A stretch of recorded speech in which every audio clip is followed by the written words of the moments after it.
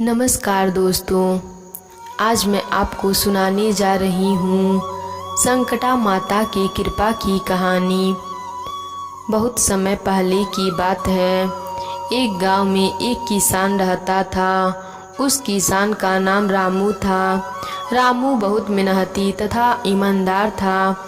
अपनी लगन तथा मेहनत से अच्छा खासा धन कमा लेता था। रामू की पत्नी सपना अपने पति के सभी कामों में अपना हाथ बटाती थी। रामू की एक बहन भी थी जिसका नाम इंदु था। इंदु की शादी हो चुकी थी। इंदु स्वभाव से बहुत ही झगड़ालू तथा लालची थी, जिसके कारण इंदु की अपने ससुराल में नहीं बनती थी। वह हमेशा अपने ससुराल वालों से लड़ाई झगड़ा करती थी। एक बार तो अपने ससुराल में लड़ाई करके अपने पति को लेकर अपने भाई के घर आ गई। अब इंदु अपने पति के साथ अपने भाई के घर में ही रहने लगी। रामू के शादी को 10 साल हो गए थे, लेकिन उनकी कोई संतान नहीं हुई। रामू बहुत मेहनत करता था और जो भी पैसा कमाता था उसे इंदु तथा उसके पति ऐशो आराम में बिता देते थे। वो दोनों सारे पैसे ऐशो आराम में खर्च कर देते थे। रामू और सपना संतान न होने के कारण मन ही मन बहुत दुखी रहते थे। एक बार सपना की सहेली सुधा सपना से मिलने उसके घर आती है। दोनों सहेली बैठकर खूब बातें करते हैं। सुधा जब सपना को दुखी देखती है तो पूछती है, क्या बात है सपना, तुम परेशान क्यों हो? तब सपना कहती है, सुधा परेशानी की तो कोई बात नहीं है। मेरी शादी को 10 साल हो गए, लेकिन अभी तक हमारी कोई औलाद नहीं हुए। सुधा भी अपनी सहेली के दुख से दुखी हो जाती है। फिर सुधा सपना को बताती है कि उसके घर से 40 किलोमीटर दूर एक संकटा माता का मंदिर है। वह मंदिर बहुत ही पवित्र है। उस मंदिर में जो भी व्यक्ति जाता है उसकी सभी मनोकामनाएं संकटा माता पूरा करती हैं। उस मंदिर की बहुत ही मान्यता है। सपना तुम भी संकटा माता के उस मंदिर में जाओ। संकटा माता तुम पर भी अपनी कृपा जरूर करेंगी। फिर सपना ये सारी बातें अपने पति रामू को बताती है और रामू से उस मंदिर में चलने को कहती है। रामू भी सपना की बात मान लेता है। फिर अगले दिन रामू और सपना दोनों संकटा माता के मंदिर में जाते हैं। मंदिर में जाकर दोनों संकटा माता से संतान प्राप्ति का वरदान मांगते हैं और फिर पूजा पाठ करके अपने घर लौट आते हैं। समय बीतता है। कुछ महीनों बाद संकटा माता की कृपा होती है और सपना गर्भवती हो जाती है।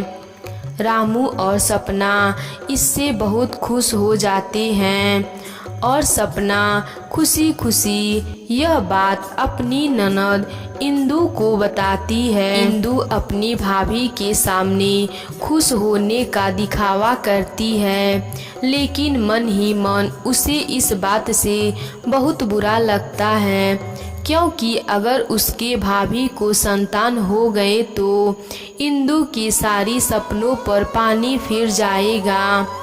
क्योंकि इंदु सोचती थी कि अगर भाभी की कोई औलाद नहीं होगी तो उसकी सारी धन जायदाद रुपए पैसे सब उसके बच्चे के होंगे। लेकिन सपना के गर्भवती होने से इंदु के सपनों पर पानी फिर गया। अब इंदु हमेशा परेशान रहने लगी और वो इस सब का उपाय सोचने लगी। एक दिन इंदु एक योजना बनाती है और अपने पति से पेट में मारने की दवा लाने को कहती है। इंदु का पति दवा ले आता है। फिर इंदु वह दवा सपना के दूध में मिला देती है और अपने भाभी को पिला देती है। लेकिन सपना पर तो संकटा माता की कृपा थी। संकटा माता की कृपा से सपना का बच्चा बच जाता है। जब सपना के बच्चे को कुछ नहीं होता है तो इंदु और दुखी हो जाती है। फिर इंदु सपना को मारने के लिए बाजार से जहर लाती है। उसने सोचा अगर सपना ही मर जाएगी तो उसका बच्चा तो अपने आप ही मर जाएगा। यह सोचकर इंदु सपना के खाने में जहर मिला देती है। जब सपना खाना खाती है तब संकटा माता की कृपा से उसका और उसके बच्चे का बाल भी बांका नहीं होता। यह देखकर इंदु सोचती है आखिर भाभी बच कैसे गईं। इसके बाद इंदु एक और योजना बनाती है और वह सपना के कमरे में आग लगा देती है, जिससे सपना आग में जलकर मर जाएगी। संकटा माता की कृपा से सपना के कमरे का आग अपने आप ही धीरे धीरे बुझ जाती है। लेकिन इंदु के कमरे में आग लग जाती है। जब आग बढ़ जाती है तो इंदु और उसके पति के हाथ पांव फूलने लगते हैं। इंदु जोर जोर से चिल्लाने लगती है, बचाओ बचाओ। उसकी आवाज़ सुनकर सपना और रामू दौड़े दौड़े आते हैं। वो दोनों मिलकर इंदु के कमरे की आग बुझाते हैं। धीरे धीरे कमरे की आग बुझ जाती है, लेकिन इंदु और उसका पति बहुत ही जल जाते हैं।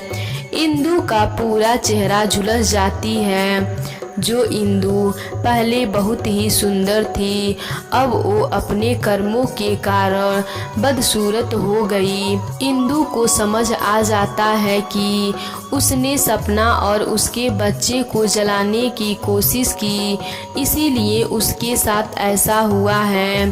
अब उसे अपनी करनी पर पछतावा हो रहा था। उसने फिर कसम खाई कि वह अब किसी के साथ बुरा बर्ताव नहीं करेगी।